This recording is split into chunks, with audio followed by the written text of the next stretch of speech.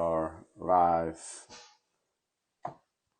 We are live. The live is on. Hope everybody's having a good Monday. Happy MLK Day. I guess so. Just celebration. Shout out to everybody who celebrated MLK Day. Hope everybody had a great weekend and is having a great Monday. I'm gonna get my pinned comment up here for Work on Your Game Live, which we are cutting off tickets on Sunday, this upcoming Sunday. So you all got 1 week to get your tickets to Work on Your Game Live. This Sunday will be the last day for you to register for this event. It's taking place February 3rd and 4th here in Miami, Florida. We cut it off a week or week and a half, kind of almost 2 weeks before the event, just so we know exactly how many people are coming. We know what size venue we're going to use. We already got it. We know where it's going to be. We're just going to figure out exactly what kind of space we're going to have. We need to know how many people we're going to get. So that's why we cut it off at that point. But as y'all are coming in, shout yourselves out in the comment section. Tell me where you are checking in from. Tell me your location. Name and location. We're going to get into this. We're not going to take too long on this. I might go 15, 20 minutes, not that long. We got things that we got to do over here at Work on Your Game headquarters. So I hope everybody's having a good day. We are talking 4 separation skills. That's the title that I gave it, 4 separation skills. So 4 skills that will separate you from the masses of people if you can invest in, or if you choose to, not that if you can, but if you choose to invest in these skills and you can get good at them. You don't even have to be great, but if you can be good, you can separate yourself from the masses with these skills. And if you can be great at them, then these will catapult you into the stratosphere of whatever it is that you are doing. So for those of you who don't know me, my name is Dre Baldwin. I'm a former 9-year pro athlete, author of 33 books. I've done 4 TED Talks, created this whole brand called Work on Your Game, where I take all the tools and the master, the mindset, and the strategies to help athletes get to the top 1% of sports, and I translate them over to the business world and everyday life. So these 4 skills, again, they will separate you from the average masses of people, even from the masses of people who want to get better, even the masses of people who say that they want to improve, or they say they want to make more money, or they say they want to go further or go harder or do whatever. Now, everybody says they want to do stuff, right? Every day I hear from people who say they want to get better, they want to go further, they want to make more money, they want to improve themselves, they want to get better at their focus. A lot of times people say that they want to do stuff, but then when you look into what they're actually doing, they ain't doing anything. So what I'm going to tell you here today is not necessarily going to make you better. All right, what I'm telling you is not going to separate you from the masses. Is the fact you actually do something with it that can separate you from the masses. So whether or not you do something with it is not up to me. That's up to you. I'm going to plant the seed. You got to water the seed. You got to pull the weeds out of the garden, make sure it gets sun and all of that stuff. So we got Dante from Houston. What's going on? Mario checking in from Brooklyn. What's going on? Y'all get y'all tickets to Work on Your Game Live. And if you didn't know about it, or you were undecided, what I'm about to tell you here in this next 15 minutes will sell you on that concept, even if you've never heard anything I ever said before. So I don't care what you do. You're a teacher, you're an athlete, you're a creator, a parent, a politician, an architect, or a retail manager. These points will help you. Point number 1, these are basic skills, separating skills that will separate you from the masses. Number 1, public speaking. Get good at public speaking. What does public speaking mean? That means talking to an audience of people that is more than one person. And it doesn't even have to be people that you don't know. Just speaking in public. You are speaking in front of an audience of people who you do not. It can be people you know. You can talk to people you know. Just public speaking. No, just get better at public speaking, period. It's been said, this is an old cliche, I guess people say, that people would rather, when they go to a funeral, they don't want to give the eulogy. Somebody would rather be in the casket dead than actually be on the mic and speaking in front of the audience. And I don't know if that's actually true, but I do know that a lot of people suck at public speaking. I do know this to be true. And a lot of people suck at public speaking simply because they haven't done enough of it. They don't have enough experience. Secondly, people are not confident in themselves and the way they present themselves. And another thing is people just don't have they don't make themselves comfortable with the concept of sharing whatever is on their mind to an audience of people. And this causes a lot of people to be thusly uncomfortable, because when you're not confident in something, you're usually not comfortable with it, then you end up not being good at it, and then you end up shying away from it, not doing too much of it, and then you just end up not doing it often enough. So public speaking is a communication of confidence. When you are good at public speaking, you communicate your confidence. This in turn changes how people address you. This is why it matters. So we're not just talking about the concept of public speaking, but we want to talk about what it does for you. because it communicates confidence. It changes the way that other people choose to address you. And when you have to speak in public, when you're talking to 30 people at once or 5,000 people at once, as opposed to one person at once, you have to organize your thoughts. You got to organize what you're going to say. See, if me and you are just talking, I could be fumbling over my words. I can mess something up. I can say, wait a minute, let me say that again and say that right. And it's just me and you having a conversation. I can get away with that. But if I'm talking to an audience of 10,000 people who have paid for a ticket, now that's a different thing. Now I can't be falling all over the place in my words when I'm doing that kind of presentation, because it communicates that maybe I'm not prepared. It communicates that maybe I'm not as good as I was built to be. Maybe it communicates that I shouldn't even be on that stage in the first place. So this is why the skill of public speaking matters a lot, because it communicates your value to other people. People are judging you based on a lot of things. And the smallest part of what people judge you on, but last I heard somebody say it, people throw out different numbers, but 7% of your communication is based on the words that you say. 7%, 1, 2, 3, 4, 5, 6, 7% of your communication is judged by your actual verbiage. The other 93% is based on all these non-verbal factors, like what you look like, your tone of voice, your body language, your eye contact, all of those other things. People are judging you based on those things. So your confidence in what you are saying is communicated to the audience through your nonverbal communications. And your confidence in what you are saying is based on you knowing that you know what you're saying. You know that you're prepared. You know that you're ready. You know you're talking about a subject in which you have some authority and you deserve to be talking about it. Whatever the subject happens to be, it doesn't matter what it is. As long as you're talking about something that you know what you're talking about, you have a certain level of authority, and that is communicated through your nonverbals. That allows people to believe in you more. That gives you more confidence, and it becomes a cycle. Whereas if it's going in the opposite direction, that's a cycle as well. So public speaking, and it forces you to organize your thoughts, organize your ideas, because people have to understand you. And the larger your audience, the more clear that you need to be. Why? Because you may be talking to people who have different levels of understanding of what you're talking about. So let's say I was explaining the game of basketball to two people who are big basketball fans and they play basketball every day. I can speak at a certain level because I know they understand the game on a certain level and I understand the game at a certain level. But if I'm talking to 10,000 people, guaranteed there's a percentage of people in that room who don't understand the game as well as I do or as those two people do. So I got to make sure that my communication is clear enough that I'm not going over their heads. Because if I go over their heads, then they're going to stop listening. Now I'm never going to get any of my points across because they're not listening to me. Or they will feel like they might feel kind of sheepish and embarrassed because they don't know what I'm talking about. The whole point is I'm not getting my point across, because if I'm standing on the stage public speaking, I want everybody in the room to get what I'm saying. So the larger your audience, the more clear your communication has to be, because there's a wider range of understanding that you have to cover with all these people. Now, if you're talking to like 5 people and you understand what each one of them knows, now you can be really specific. But if you're talking to 5,000, now you got to be up here. So this is the understanding of your audience. That's part of public speaking as well. And what it does is it helps you understand who you're talking to. And it also helps you get clarity in how you get your points across. And if you can't make it clear to other people, it's probably because you haven't made it clear yet to yourself. So that's why public speaking matters so much. It's not just the words. It's absolutely not the words. And it's not just the confidence. It's all of these things. It's the competence. When you are competent, you are confident. But many people don't even understand what they need to be competent at. So people can say that, like what I just said is depending on how much you've ever heard about public speaking, you might even consider that to be cliche. But see, a lot of people can repeat cliches, but they're not actually living out the stuff that the cliche says. They can repeat it, but they're not doing it. It's like people saying working smarter, not harder, but they're not actually working smarter. They're working stupid, but they can say work smarter, not harder, even though they're not living it out. So again, it's the competence, but competence at what? Working smarter, but working smarter at what? What makes working smarter? How would you even know? Point number 2, we are talking about some separation skills. If you can get good, you don't have to be great, but just good at these 4 skills that will separate you from the masses. So the first one was public speaking. Here's the second one. Second one is addressing situations head on. This is a teachable skill, but it's more of a mindset than it is a teachable skill. Public speaking is something that you can be taught. And it's the background of the public speaking that's more important than just standing on the stage and talking. This second one, addressing situations head on, is a mentality. It's a way of living. It's a way of addressing life and a way of addressing the world.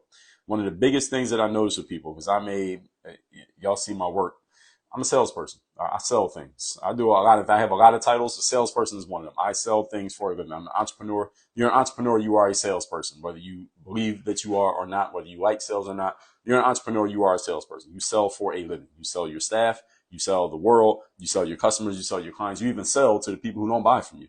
And if they didn't buy today, they might buy next week. You are selling to them every single time you put yourself out there. I'm selling to you right now, even if you don't buy anything. I'm selling you on the concept of, let me keep an eye on this guy because he might be somebody I'm interested in 3 months, even though I might not be able to make a move right now. Here's the point. As a salesperson, here's one of the things that all salespeople understand is that when you put a deadline on anything that you're going to sell, you make most of your sales on like in the last day of the deadline. So let's just say I had something on sale for like 5 days. I make more sales in the last 6 hours of day 5 than I do in all of days 1 through 4 put together. Day 1 through 4 and half of day 5 put together, I make more sales in the last 6 hours of day 5. Why is this? Because human beings, and in general, again, this is what I'm talking about the masses, human beings in general wait till the last minute to do anything. They wait till the last minute to do everything. They do not take action when they see something that they know they need to do, they know they're going to do, they know they want to do. They just put it off and do it whenever they decide to get around to it, whenever it is convenient for them. Most people wait till the last minute. The largest nation in the world, America has 330 million people. China has a couple billion people. But did you know that there's a country with more people than the United States and China put together? Anybody know what country it is? Does anybody know what country has more people than the United States and China? Let me see if I can find on, I want to see exactly how many people live in China. I know America has, I know America has 330 million, but I'm looking for the country. I'm looking for the exact number that live in China. I'm just looking this up right now while I'm talking to you. So China population. Oh, worldometer.com, worldometer.com. China has 1.4 billion people. So they got almost 5 times as many people as America. That's crazy, right? You know what country has more people than China and America put together? Procrastination. All right, that's the number one most populated nation in the world is procrastination. Everybody get what I said there? Most people just procrastinate. They just put things off, not because they can't do something right now, not because they don't have the mind to do it, not because they don't have the resources to do it, not because like somebody will go, I put a course out for 5 days. People wait till the last day to buy it, not because they had the money on day one. They saw it on day one. They saw the email I put out on day one. They saw the announcement. Oh yeah, I'm gonna get that course. But they wait till the last day until I put a deadline on it. Like, yo, this course is going away in 6 hours. Then all of a sudden everybody goes and buys it.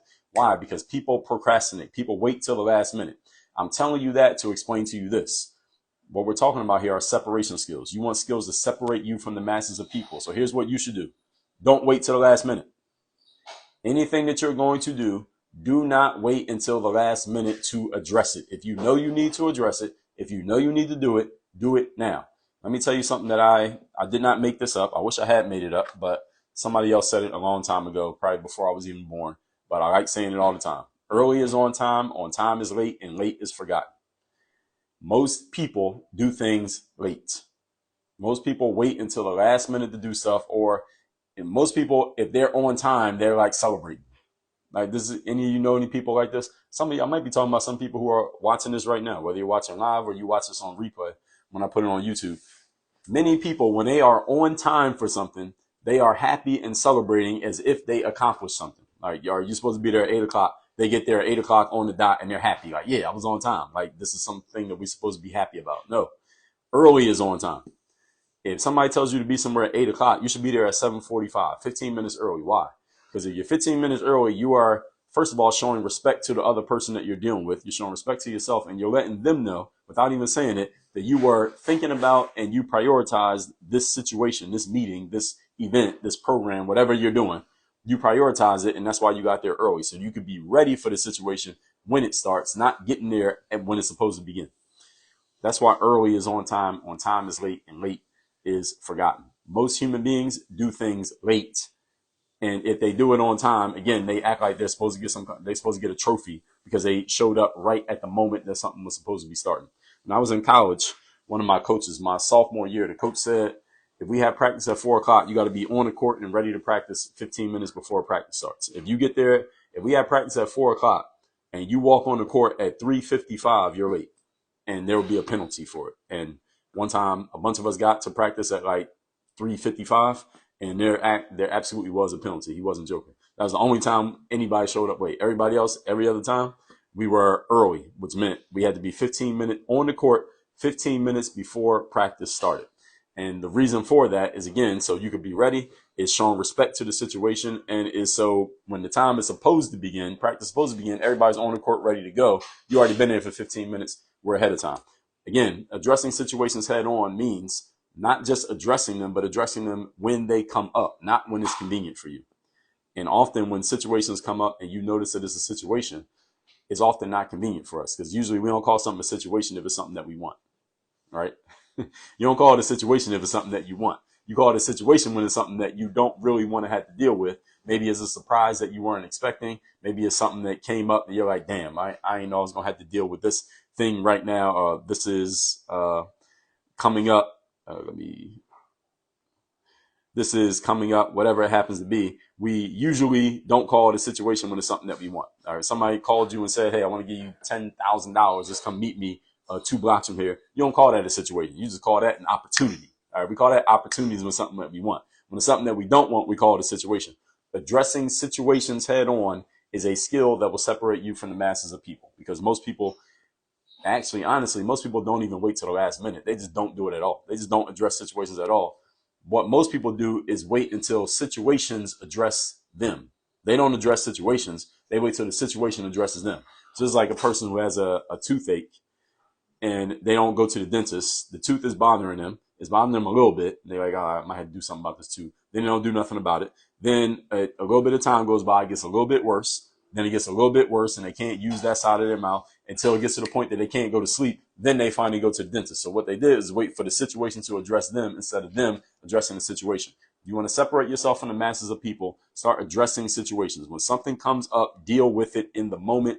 Do not put it off until the last minute. That's what average people do.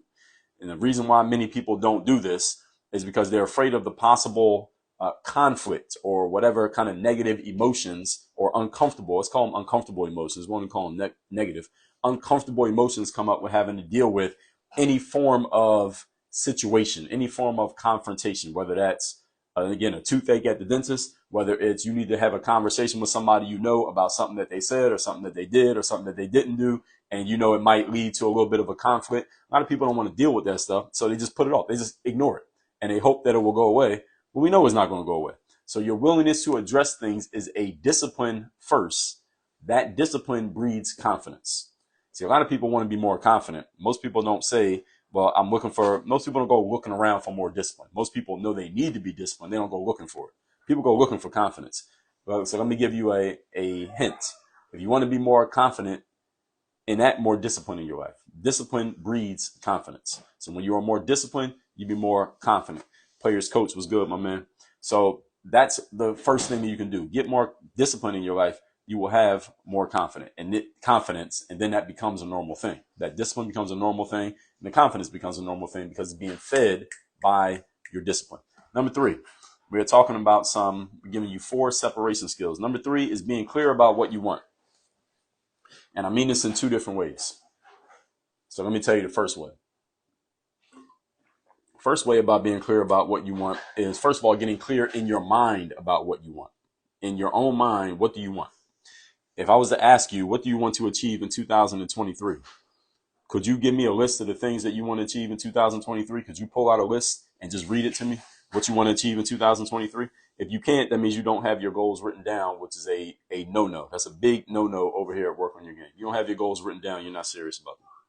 Your goals should be written down on paper, that if somebody stopped you in the middle of the street and said, what do you want to achieve in 2023? All you got to do is pull out your goals and read them. You got them written down. Now, if they're on paper and they're at home and you're outside, then that's the only exception. But most of us write stuff digitally, so you should have them written down digitally. You should have them with you everywhere you go. You should have them with you anywhere. When you're clear on what you want, it's easy to make decisions, because then you can look at any situation and say, okay, well, I'm going to do this way. I'm going to do that. I'm going to do that thing over there. I'm going to do this thing over there. I know where I'm going next. When a opportunity is presented to you and you have choices, you can easily make a choice. Why? Because you know where you're trying to go. You look at your choices and say, okay, I'm trying to achieve that. So which one of these forks in the road It's one of these options in the fork in the road gets me closer to where I want to go. You can make the decision easily because you know what your outcome is. You know what your goal is. If you're unclear on your goal, then it's hard to make decisions. So any of you who's ever been challenged with the bad habit of indecision, Napoleon Hill talks about this in Think and Grow Rich. He talked about it in The Laws of Success. He talked about it in his lectures, that one of the causes of failure, because he did in his book, he talked about the 17 principles of success, and I believe it was 13 causes of failure. It might have been more, might not have been 13, but it was several causes of failure.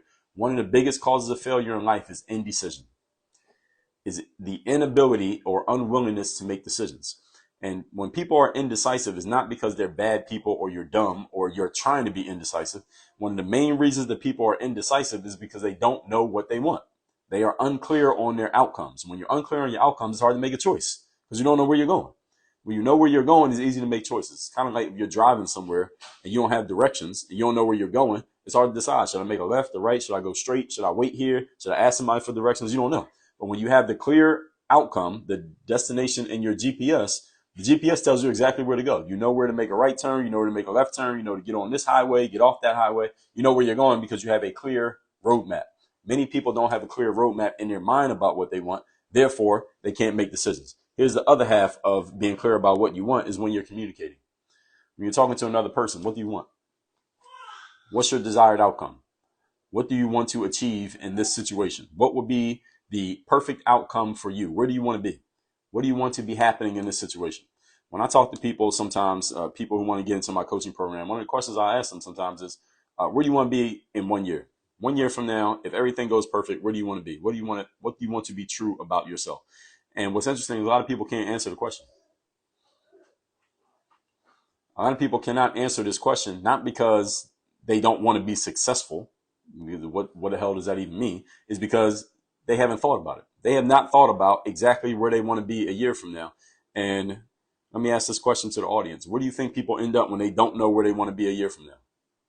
All right, the answer is pretty simple. I'm going to answer it for you before y'all get a chance to type in the answer. The answer is they end up in the same spot they're in right now. They'll be in the same place now that they were in last year. If you are unclear about where you want to be in the future, I'll tell you where you're going to be in the future. You're going to be in the same place you are in the present. Same spot. Why? Because you don't know where you're going. This is what I mean when I say being clear about what you want. Being clear about what you want is not only should you know in your own mind where you want to go, you should be able to communicate it to other people where you want to go. And when you're unclear, when you're unclear with yourself, the world will be unclear with you. So how many of you right now, I had somebody today had filled out a request form about getting on a call with me. And one of the things that they said, and I see this in like every 3 times somebody applies to get on a call with me, 1 out of every 3, somebody says something like, I feel stuck. They use that phrase. I feel stuck. I feel like I'm stagnant. I feel like I'm not going anywhere. I don't know what to do next. I'm kind of like in this in-between space and I don't know where to go and I don't know where I'm going and I have no idea how to take the next step. You know why people feel stuck? The main reason that people feel stuck is because their goals are unclear. They have, or Tony Robbins, I heard him once say, you have impotent goals. Your goals are impotent. All right, they don't get you going because you don't know exactly what they are. And because your goals are unclear, your thinking is unclear. And when your thinking is unclear, your words are unclear. When your words are unclear, your actions are unclear. And when your actions are unclear, your outcomes are unclear. And this is how a lot of people live their entire lives because they never sit down and actually really, really think about where do I want to be and what do I want to do. But people will sit down and scroll through their feeds on a social media app all day. So that's an inaccurate formula. And this is what leads to people not getting what they want. So listen, while there is a time in life to strategically be indirect, there's a skill to knowing what you actually want and being able to communicate that to other people. And one of the reasons why this is a very useful skill is because most people are so unclear. When you come through and you're clear about what you want, it's like a breath of fresh air. People are like, wow, like this person actually knows what they want. This person actually thought about this.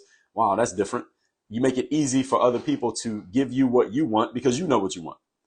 And when you're unclear about what you want, guess what? Other people will give you whatever they want to give you. And then you end up unhappy and disappointed because you didn't get what you want, but you didn't know what you wanted. So whose fault is that? Is it their fault or is it your fault? Point number 4. We are talking about 4 separation skills that will separate you from the masses of people. These are things that most people do not do, even though Nothing I'm saying here is necessarily a breakthrough idea, but it's something that many of you don't consciously think about, nor do you consciously force yourself to do. And actually, you don't have to force yourself to do it. I'm going to tell you a better way to do it in a second. Here's point number 4. Asking yourself better questions. What does that mean? Asking yourself better questions. All thinking is, when you think in your head, thinking is a Q&A session that you're having with yourself. You ask yourself a question, you give yourself an answer. Question, answer, question, answer. You just go back and forth, back and forth. That's all thinking is, a series of questions and answers. And the thing is, the quality of the questions control the quality of the answers. So any of you has ever been to court? I mean, like a trial court, or you ever watch one of those TV shows like Law and Order, or any of those shows where, or seen a movie where somebody's on trial at court and the lawyer's asking them questions, or you just seen a real trial on TV and the lawyer's asking a witness questions. A good lawyer knows how to control a witness through the questions that they ask. A good lawyer can basically make a witness sound good or bad, or however they want to make them sound, based on the questions that they get asked. Now, the other lawyer usually tries to prepare their witness to make sure so they know what question is going to get asked. It's like a chess match being played. The whole point is the quality of the questions control the quality of the answers. So if you're asking yourself poor quality questions, you're going to get poor quality answers. And this is what leads to a lot of people's indecision, lack of being able to take things on head on, lack of addressing situations, because you're asking yourself poor quality questions. And it's not because you are trying to self-sabotage. It's not because you're trying to be unproductive or unsuccessful. It's simply because there are better quality questions that you don't even know exist. You're unaware of them because nobody has ever made you aware of them. Nobody ever told you, hey, here's a better question you can ask. Here's a better way of looking at that. Let me give you a different framework for thinking about this situation in the way that you've been doing it up to this point. If you have never had anybody show you, then you just don't know what you don't know. We call that unconscious incompetence. You just don't know what you don't know. Here's the good news about unconscious incompetence is that there are consciously competent people out there who do know better quality questions, who would help you with better quality questions, but you need to go and find those people and let them help you. Here's a good thing about social media. That first word, social. Social media, one good thing about social media, is not all good, but one good thing about it is that it allows you to connect with and find out about other people who you otherwise would not know about, because they can expose you to different ways of thinking, different information, different approaches, different insights that you otherwise never would have found on your own. And then as you go deeper into those people's worlds, they can show you different ways of thinking that can help you advance in ways that you would not have advanced had you been left to your own devices trying to figure everything out for yourself. Here's the challenge of it, though. As I just talked about, many people, they see these things, but they do not do anything about them. They do not take action when they see the opportunity to take action. They procrastinate, they hesitate, they think about it, they talk themselves out of it. They allow their subconscious programming, which is 85% of your thinking, to overcome what you're constantly thinking about in the moment. In the moment, you get an idea like, yo, I should do this. This is different than what I've ever done before. Let me do this. Then your subconscious mind says, well, who are you kidding? Why would you even try to do that? Just do what you always done. Just stick to your habits, stick to the things you've been doing your whole life. And then you go right back to doing the stuff you've been doing your whole life. And you go right back to getting the same results you've been getting your whole life. And before you know it, 10 years have gone by, you're still in the same spot. And then you're like, forget it. I might as well stop trying to be successful. I just described a lot of people's lives right there. That's how a lot of people live. Simply because they don't take the steps to break out of their own comfort zones, their mental and emotional comfort zones, let alone their physical comfort zones, and therefore they never change. Most people in life don't change. I did a reel that's on, it's on Instagram and it's on Facebook, that I just posted last week. Let me tell you where that reel was. I just posted this one 5 days ago. It's a reel on IG. The title is, when you scroll through my feed, you'll see it says the only way most people change. And I put a little laughing emoji next to the title. You'll see it right on my IG feed. Just scroll down a little bit. You'll see it. And the only way that most people change is just get older. Most people do not change and improve and get better and smarter, even though everybody says that's what they want to do. Most people don't do that. Why? Because they don't ask themselves better quality questions. And even when they do get presented with a better quality question, their mental conditioning throws that question in the garbage because it doesn't have the numbers on its side. It's a brand new coming into where you got 30 years of conditioning in your mind. It can't win. And then you end up doing the same thing you've always done. And this is why many people don't change. So that's it. I'm going to recap these 4 things. I'm going to tell you about my event that's coming up February 3rd and 4th. You can get your ticket. This is an in-person event. It's in Miami, Florida. It's called Work on Your Game Live. Here, you will be working directly with me for 2 full days on mindset, strategy, systems, and execution. If you like what I talked about right here, 2 full days of this where you're going to be getting personalized attention from me. We're going to be doing hot seats. I'm going to be going over my deepest game when it comes to your mental game, your strategy for your business and your personal life, how you can put systems into place so that you can make these things work automatically, not forcing yourself to do it, not not trying to hype yourself up to do these things, but actually systematically and strategically programming your life and your operations in your business to do these things. And of course, the foundational mindset that goes underneath all of it. That's all going to be covered at Work on Your Game Live. You can get a ticket by going to workonyourgame.live. Is the link in my bio on Instagram. Is the pinned comment there on IG. And if you're on Facebook, you'll see it in it. Is the pinned comment on Facebook as well. So it's the link in my bio. This Sunday, January 22nd, is the last day to get your ticket. The event is February 3rd and 4th. That's a Friday and a Saturday in Miami. Here in Miami, February 3rd and 4th. Workonyourgame.live. The great thing about this event, as opposed to other events, is that, again, you get personalized attention from me. You'll be able to ask me questions. I'm going to answer your questions. I'm going to ask you questions. We're going to personally go into what you're doing business-wise, professionally, lay all this stuff out. That's all happening. Again, workonyourgame.live is where you get your ticket. Let me recap these 4 points real quick. 4 skills that will separate you from the masses. Number 1, your public speaking ability. That's the competence of it. That means the preparation that you do before you get on the stage, not just your ability to stand in front of a room and talk. Yes, that's good too, but it's the preparation before it that matters the most. Number 2, addressing situations head on, not procrastinating, not waiting until the last minute to do stuff, but actually doing things when you see that they come up. When I say situation, that's usually things you don't want to deal with, not the things that you want. Number 3, being clear about what you want.